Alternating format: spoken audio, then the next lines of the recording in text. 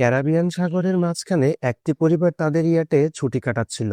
মা জুলিয়া সাঁতার কাটার জন্য পানিতে ঝাঁপ দেয় এবং সে অদ্ভুত কিছু অনুভব করে, কিন্তু আশেপাশে কিছু দেখতে না পেয়ে সে ভাবে হয়তো তার ভ্রম হয়েছে। এক সেকেন্ড পরে আবার একই অনুভূতি হয়। এবারও কিছু দেখতে পায় না।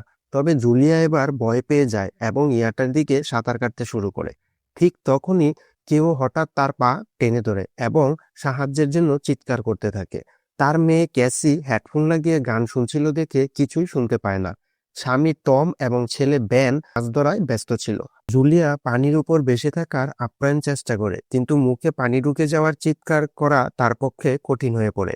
কিছুক্ষণ পর টমের খেয়াল হয় যে অনেকক্ষণ ধরে সে জুলিয়াকে দেখেনি।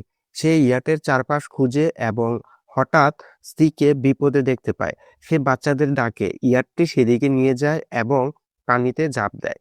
দ্রুত জুলিয়ার কাছে পৌঁছে তাকে উদ্ধার করে ইয়াটের দিকে নিয়ে আসে। বাচ্চারা দুজন তাকে টেনে উপরে তুলে, তবে জুলিয়া নিজেকে বুঝায় যে হয়তো ঢেউয়ের কারণে এমনটা হয়েছে। রাতে সবাই মিলে বেনের জন্মদিন উদযাপন করে। ক্যাসির বয়ফ্রেন্ডের কল এলে সে ল্যাপটপ নিয়ে বাইরে চলে যায়।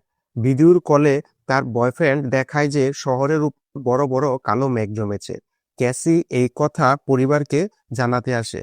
তখনই সবাই একটি শব্দ শুনতে পায়। তারা বাইরে গিয়ে দেখে একদল তিমি মাছ পার হচ্ছে।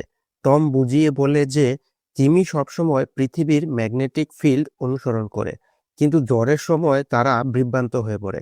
হঠাৎ ইয়ারটি জুড়ে কেঁপে ওঠে এবং ভ্যান পড়ে যায়। টমের দুশ্চিন্তা হয় পাছে ইয়ার্টের কোনো ক্ষতি হলো কিনা, তাই সে ড্রাইভ দিয়ে নিচে পরীক্ষা করতে যায়। কিছুক্ষণ পর সে উপরে ফিরে আসে, কিন্তু তার কাঁধে বড় একটা ক্ষত ছিল। জুলিয়া দ্রুত ক্ষতটি সেলাই করে দেয়। টম জানায় যে পানির নিচে তার মনে হয়েছিল পেছনে বড় কোনো প্রাণী ছিল, কিন্তু সে যখন ঘুরে দেখতে যায় তখন প্রোপেলারে তার কাঁধ লেগে কেটে যায়। সে বলে যাই ছিল অনেক বড় ছিল, ইয়াটে অনেক ক্ষতি হওয়ার তাদের সাহায্য ডাকতে হয়। জুলিয়া বারবার রেডিওতে চেষ্টা করে, ক্যাসি ফোনে সিগন্যাল খুঁজে, কিন্তু কিছুই কাজ করে না। তখনই ক্যাসি একটি অদ্ভুত প্রাণী দেখে চিৎকার করে ওঠে, কিন্তু দেখা যায় ওটা ছিল ব্যান। মাস্ক পরে মজা করছে। কিছুক্ষণ পর ইয়ারটি পুরোপুরি বন্ধ হয়ে যায় এবং সমুদ্রের মাঝখানে পড়ে যায়। জুলিয়ার রেডিওতে একটি আওয়াজ শুনতে পায়, কিন্তু শব্দ এত খারাপ ছিল যে সে কিছুই বুঝে উঠতে পারে না। টম পরিবারকে জানায় যে তাদের কাছে মাত্র 4 দিনের খাবার ও পানি আছে এবং এখন কোনো মাছ ধরার নৌকার অপেক্ষা করতে হবে। হঠাৎ রাডারে কিছু ধরা পড়ে এবং পরিবার একটি অদ্ভুত শব্দ শুনতে পায়। সবাই দৌড়ে বাইরে আসে এবং অবাক হয়ে দেখে অসংখ্য উল্কাপিণ্ড পৃথিবীতে পড়েছে। যেখানে উল্কাপিণ্ডগুলো পড়েছে সেখানে বড় বিস্ফোরণ হচ্ছে। একটি উল্কাপিণ্ড তাদের কাছে পানিতে পড়লে টম দ্রুত ইয়ার চালানোর চেষ্টা করে। ইঞ্জিন খুব কষ্টে চালু হয়, কিন্তু তখনই আরেকটি উল্কাপিণ্ড এই এলাকায় আঘাত হানে। পরিবার ভয়ে একে অপরকে জড়িয়ে ধরে। তখন টম বুঝতে পারে যে এগুলো উল্কাপিণ্ড নয়, বরং স্যাটেলাইট। সেই মুহূর্তে ব্যান দেখে ইয়ার থেকে ধোঁয়া বের হচ্ছে। টম পরীক্ষা করে নিশ্চিত হয় যে ইঞ্জিন নষ্ট হয়ে গেছে। বাতাস বাড়তে থাকলে সবাই ইয়াটের ভিতরে লুকিয়ে পড়ে। তারা খেয়ালই করেনি যে কম্পাস খুব দ্রুত ঘুরেছে। ইয়ারটি প্রচন্ডভাবে দুলতে থাকে। ব্যান আবার পড়ে গিয়ে আঘাত পায়। ঢেউগুলো ইয়াটে জুড়ে আছড়ে পড়ছিল। টম অনেক কষ্টে বাইরে গিয়ে লাইফ জ্যাকেট নিয়ে আসে। তখনই বিদ্যুৎ চলে যায়। টম পাওয়ার বক্সের বোতাম চাপলে আলো ফিরে আসে। সেই সময় ব্যান খেয়াল করে জুলিয়ার নাক দিয়ে রক্ত পড়ছে। জুলিয়া মাথা ঘুরে পড়ে যেতে থাকে এবং ক্যাসি সিঙ্কে গিয়ে বমি করে। টম রেডিওতে সিগন্যাল খোঁজার চেষ্টা চালিয়ে যায়। হঠাৎ একটি উচ্চস্বরের কর্কশ শব্দ আসে এবং বাতাস আরো তীব্র হয়। জুলিয়া দরজা বন্ধ করার চেষ্টা করে, কিন্তু একটি হ্যাচ খুলে যায় এবং বাতাসের চাপে কাঁচ ভাঙতে শুরু করে। টম একটি ফ্লেয়ার জ্বালায় এবং কিছুক্ষণ পর চারিদিকে অন্ধকার নেমে আসে। পরদিন সকালে পরিবারটি যখন জাগে, তারা অবাক হয়ে দেখে যে তারা জ্বর থেকে বেঁচে গেছে, কিন্তু ইয়ারটি অর্ধেক ধ্বংস হয়ে গেছে। যখন তারা বাইরে আসে দেখে সমুদ্রের পানি উধাও হয়ে গেছে এবং ইয়ারটি এখন সমতলে আটকে আছে। সবাই এই দৃশ্য দেখে হতবাক হয়ে যায়। ক্যাসি সিগন্যাল চেক করে, কিন্তু নেটওয়ার্ক পুরোপুরি ডাউন। বেন দুটি মরা কাঁকড়া নিয়ে খেলতে শুরু করে। টম কম্পাস চেক করে দেখে যে সেটি উল্টে গেছে। এমন ঘটনা শেষবার 7 লক্ষ বছর আগে ঘটেছিল। ক্যাসি ভাবতে থাকে তার বয়ফ্রেন্ড হয়তো মারা গেছে এবং সে ভেঙে পড়ে। জুলিয়া তাকে সান্ত্বনা করতে এলে ক্যাসি তাকে সরিয়ে দেয় এবং লুকিয়ে পড়ে। জুলিয়া ও টম বাকি থাকা রসদ দেখতে থাকে। বেন তার জন্মদিনের বেলুনগুলো একটি পাথরের সাথে বেঁধে দেয় যাতে কোনো উদ্ধারকারী দেখতে পায়। টম আবার রেডিওতে চেষ্টা করে এবং এবার একজনের সাথে যোগাযোগ হয়। তার নাম ছিল নাও, যে একটি সাবমেরিনের ক্যাপ্টেন। তার সাবমেরিনটিও মাটিতে আটকে গেছে। সে নিশ্চিত করে যে ম্যাগনেটিক পোল রিভার্স হয়ে গেছে, তাই সমুদ্র সরে গিয়ে ডাঙ্গা জেগেছে। সে জানায় যে সে এখন পর্যন্ত কোনো জীবিত মানুষ দেখেনি এবং কমিউনিকেশন সিস্টেম পুরোপুরি ডাউন। সে আরও বলে যে মরু আবার পরিবর্তন হবে এবং হয়তো 1 সপ্তাহের মধ্যে সমুদ্রে ফিরে আসবে। সে পরিবারকে সতর্ক করে যেন তারা উঁচু কোনো জায়গায় আশ্রয় নেয়, কারণ পানি যখন ফিরে আসবে তা খুব ভয়াবহ হবে। সে জানায় তার সঙ্গী দুর্ঘটনায় মারা গেছে এবং সাবমেরিনে মাত্র 3 জনের জায়গা আছে। জুলিয়া এবং টম তাকে অনুরোধ করে তাদের বাচ্চাদের বাঁচানোর জন্য। নাও তার লোকেশন দিয়ে টম হিসাব করে সাবমেরিনে পৌঁছাতে 2 থেকে 3 দিন সময় লাগবে। সে পরিবারকে বলে আজ রাত বিশ্রাম নিতে, কাল সকালে তারা রওনা হবে। পরদিন সকালে পরিবার যখন ব্যাগ গুছাচ্ছিল, টম আশেপাশে কিছু একটা নড়তে দেখে। সেটি ছিল একজন খুড়া মানুষ যার হাতে হারপুন ছিল এবং সাথে একটি কুকুর গেউ গেউ করছিল। টম তার কাছে গিয়ে পানির বোতল দেয়, কিন্তু লোকটি এমন এক ভাষায় কথা বলছিল যা টম বুঝতে পারে না। পানি খাওয়ার পর হঠাৎ টমের মাথায় বোতল দিয়ে মারে এবং মুখে লাথি দেয়। জুলিয়া ভয়ে দৌড়ে আসে, কিন্তু তত দেরি হয়ে গেছে। লোকটি টমের পেটে হারপুন ঢুকিয়ে দেয়। টম কিছুক্ষণ ছটফট করে মারা যায়। এরপর লোকটি জুলিয়ার পিছু নেয় এবং হারপুন দিয়ে মারে, যা তার কাঁধে লাগে। জুলিয়া ব্যথা সহ্য করে ইয়াটের ভেতরে পালায় এবং বাচ্চাদের বলে লুকিয়ে থাকতে। সে দরজা লক করে দেয়। ক্যাসি এবং বেন সোফার ভিতরে ঢুকে পড়ে। জুলিয়া তাদের হাতে ফ্লেয়ার গান দেয় এবং নিজে একটি ছুরি নিয়ে বাথরুমে লুকিয়ে পড়ে। লোকটি দরজায় জোরে ধাক্কা দিয়ে ভেতরে ঢুকে পড়ে। সে প্রথমে কিছু খাবার তুলে নেয় এবং ইয়াটে এদিক ওদিক খুঁজতে থাকে। সে বাথরুমের দিকে গেলে জুলিয়া বুদ্ধিমত্তার সাথে একটি ছোট গর্ত দিয়ে বাইরে বেরিয়ে আসে। লোকটি ভাবে জুলিয়া পালিয়ে গেছে, কিন্তু যখনই সে বের হয়ে যায় তার কুকুরটি জুলিয়াকে দেখে ফেলে এবং গেউ গেউ করতে থাকে। কুকুরটি ঝাঁপিয়ে পড়লে জুলিয়া ছুরি দিয়ে তাকে মেরে ফেলে। কুকুরের চিৎকার শুনে লোকটি বাইরে আসে এবং তার কুকুরের লাশ দেখে রাগে ফেটে পড়ে। এই ফাঁকে জুলিয়া ইয়াটের অন্য পাশ দিয়ে ভেতরে যাওয়ার চেষ্টা করে। সে জানালা দিয়ে ঢোকার সময় লোকটি সেখানে পৌঁছে যায় এবং তাকে ঘুষি মারে।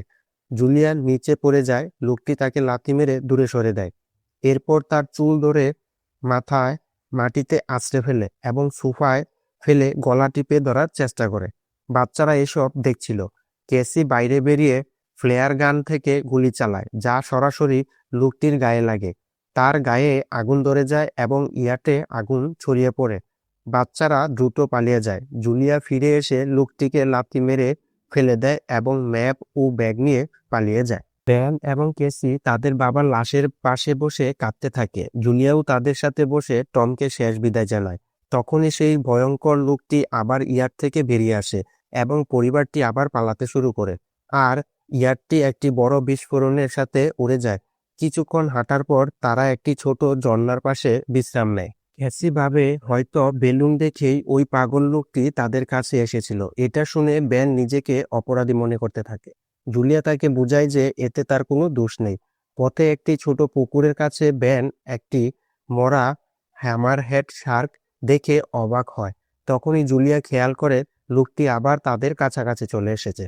সবাই দৌড়াতে শুরু করে এবং একটি বালির ডিবি থেকে নিচে পড়ে যায়। সেখানে বিষাক্ত বর্জ্য ছিল। পরিবারটি সেটি পার হয়। চলতে চলতে তারা সমুদ্রের নিচে থাকা মৃত প্রাণী এবং প্লাস্টিকের স্তূপ দেখতে পায়। বেন ধীরে হাঁটতে থাকলে জুলিয়া বুঝতে পারে সে পানি শূন্যতায় ভুগছে। জুলিয়া পানির বোতল চেক করে দেখে পানি প্রায় শেষ। ক্যাসি বুঝতে পারে সে হয়তো বোতলের মুখ ঠিকমতো আটকায়নি। জুলিয়া রেগে চিৎকার করলে ক্যাসি উত্তর দেয় যে এতে কিছু যায় আসে না, কারণ তারা বাঁচবে না। দুজনের মধ্যে কথা কাটাকাটি হয়। কিছুক্ষণ পর তারা একটি বিধ্বস্ত বিমান খুঁজে পায়। তার ভিতরে পাখির ডাক শুনে ভয় পেলেও তারা পরে ঠিক করে রাতটা ওখানেই কাটাবে। তারপর কিছু স্ন্যাক্স শেয়ার করে। জুলিয়া টমের জ্যাকেটে একটি ফ্যামিলি ফটো পায়, যা দেখে তার মন ভেঙে যায়।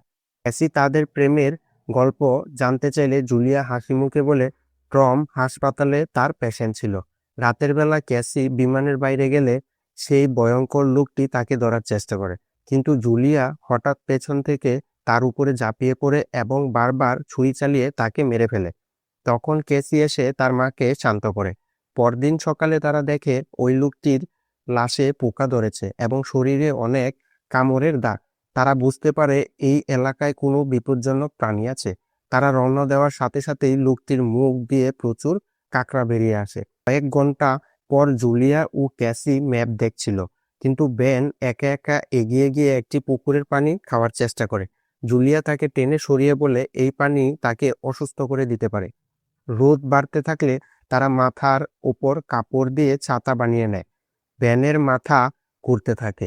তারা কিছু পুরনো চেয়ার পায় এবং অস্থায়ী তাঁবু বানিয়ে রাত কাটায়। সকালে জুলিয়া একটি অদ্ভুত শব্দ শুনে জাগে এবং দেখে বিশাল একদল কাকড়া তাদের দিকে আসছে। বাচ্চাদের নিয়ে দৌড়াতে শুরু করে। দৌড়াতে দৌড়াতে তারা একটি বড় কার্গো শিপ দেখতে পায়। সেখানে 3 জন ক্রু মেম্বার জীবিত ছিল।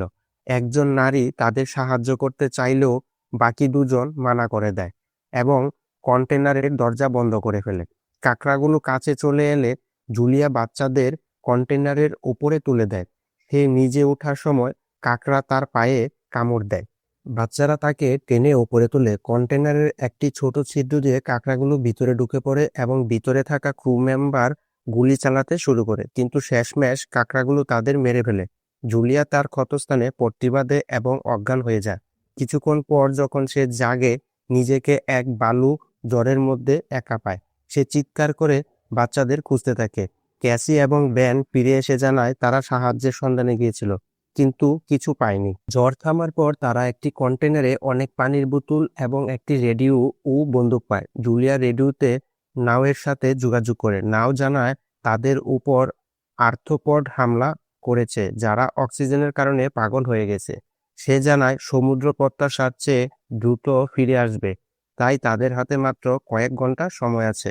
সে একটি ফ্লায়ার ছুড়ে এবং পরিবারটি সেই দিকে রওনা হয়। অবশেষে তারা সাবমেরিনটি দেখতে পায়, কিন্তু সেখানে পৌঁছাতে একটি বড় পাথরের রাস্তা পার হতে হয়। তারা যখন যাচ্ছিল তখনই একটি ভূমিধস শুরু হয়। জুলিয়া বাচ্চাদের ধাক্কা মেরে সরিয়ে দেয় এবং নিজে আটকা পড়ে যায়। জুলিয়া বাচ্চাদের বলে তাকে ছাড়াই এগিয়ে যেতে।